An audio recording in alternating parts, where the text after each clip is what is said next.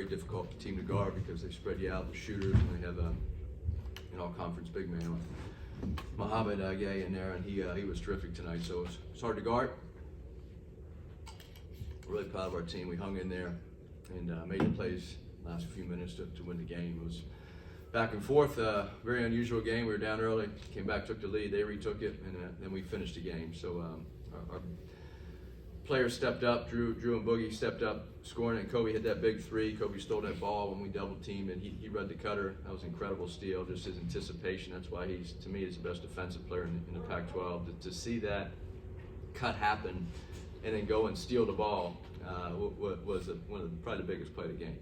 And then he comes down and hits that three when we reversed the ball to him, and that was great team basketball. So this is a team win. We missed Josh Morgan, obviously. He had started out with 5 points and only played 5 minutes. And anytime you're playing a big guy like we were, that had it going, you like to have your starting center in there, and so we hope Josh is okay. Andy, 2 questions. First, Boogie was 5 for 6 from 3 and didn't make his twos.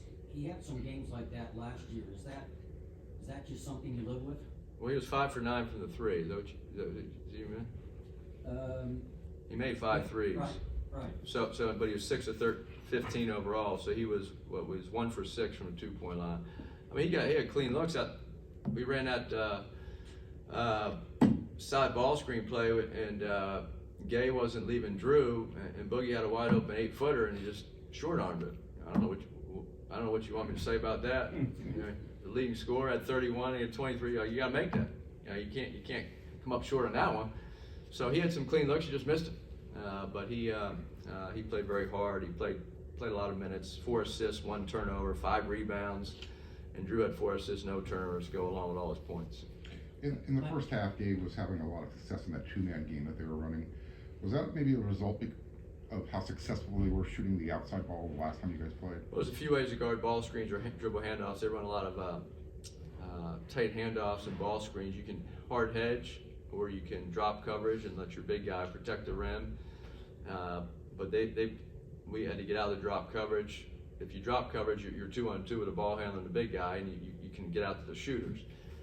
But that wasn't working too well because they were attacking us at the rim, and so we started hard hedging more like we did the last couple games, and that seemed to work. So we did change up our ball screen coverage to adjust. How much is that, how much you guys missed Josh and how much Gay was a factor? What can you say about the way Vince played in a career high 22 minutes, team high plus 13? Yeah, Vince was terrific. He played very hard.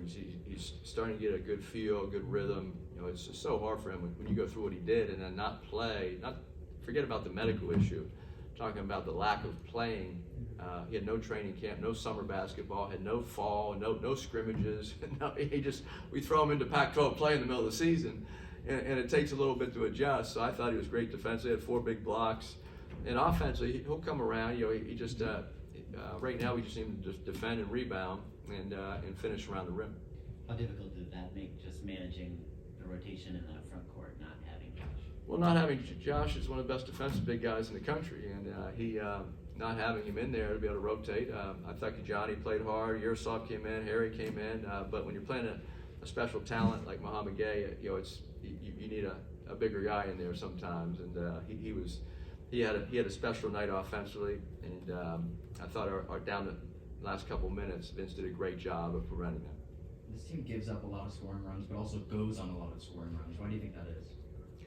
Well, when you're in league play, anything can happen, and it's hard to explain. We're streaky. We're very, like you said, the runs. We are very streaky offensively at times, but we made 9 threes tonight. I think we made 10 last Thursday against UCLA. We're starting to shoot the ball better. We're starting to get cleaner looks, and we're starting to drive it much more and make plays for our teammates. I heard you say Vince is still on a minutes restriction.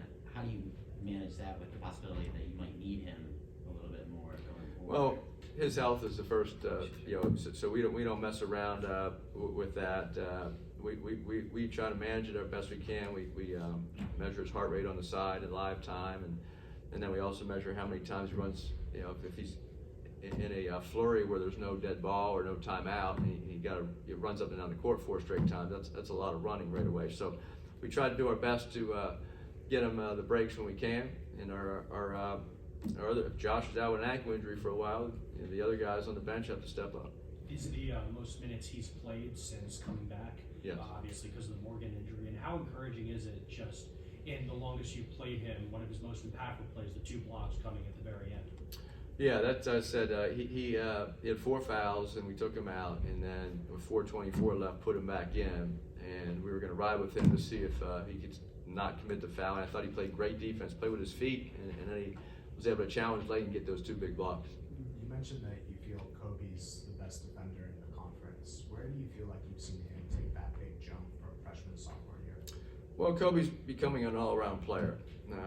He made that big 3 tonight, and according to him, that's what he does now. He's a 3-point specialist. So he does it all. But he had 3 assists, no turnovers. He had that big steal. I think he's been averaging 2 steals a game.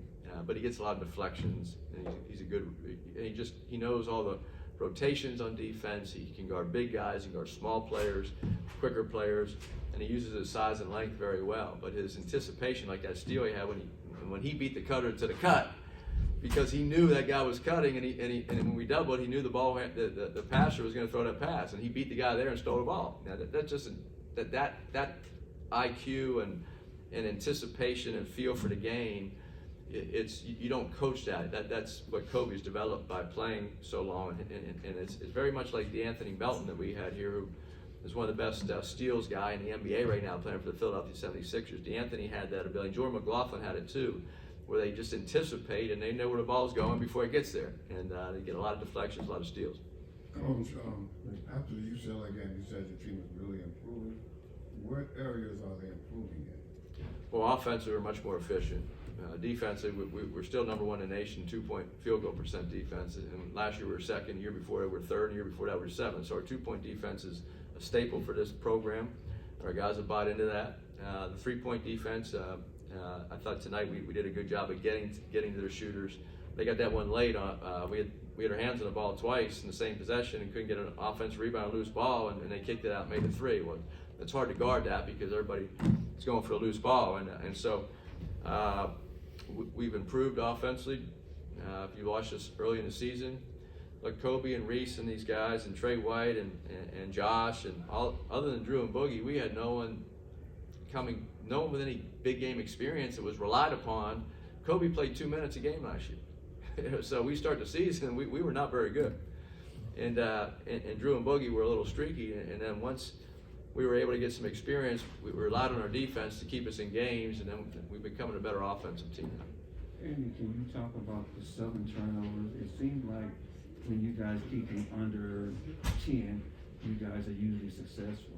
Well, that 10's a pretty good number. I think the average probably 12. So we only had 7 tonight, 14 assists. We have 7 blocks and 5 steals. So when we're sharing the ball and making plays, that's why I said we're getting better at making quicker decisions and either passing it right away or driving and kicking. And I think that helps your team offense. It also helps your assist total. Now we do run a lot of isolations for Drew and Boogie. What they're called your best offensive players for a reason. And we did that tonight. We tried to get the mismatches on some of their defenders we thought we could take advantage of and at least create some space and get in the lane and make plays. And Drew and Boogie did a really good job of just passing at the right time when they didn't have a shot. Against Arizona State, the team kind of had a little bit of a meltdown. Against UCLA, they had a great second half. Tonight, they were in a close game down the end. Do you think they learned their lesson in that game down in Tempe? No. I mean, we were up 24, so according to them, we were never going to lose it. Do you have any update on Josh's health? Was it an ankle?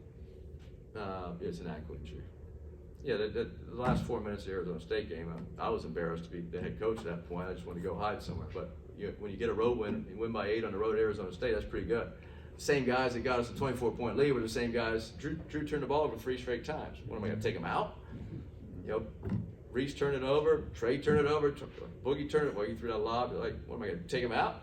No, I'm going to ride with these guys. They got the lead, and they have to finish games. And so that was just a lack of mental toughness right there. They relaxed being up so big in that Arizona State game, and give Arizona State credit. They play very hard, and they fly all over the place, and they're trapping, and so other than that, to get that big lead, we played outstanding offensive basketball the whole night. and we continue that here the last couple games. Last question? Andy, Kobe tonight didn't score till that three with, I don't know, 3 or 4 minutes to go. Does it work playing somebody 30 minutes who is a tremendous defensive player but may not score much? I mean, is that, Well, his ankle, he sprained his ankle, and so I knew he wasn't 100% offensively. But I didn't think he played 29 minutes, honestly, but he was great. He had 6 rebounds, 3 assists, no turnovers, 1 steal, and he doesn't. He can go out. He had double figures last game.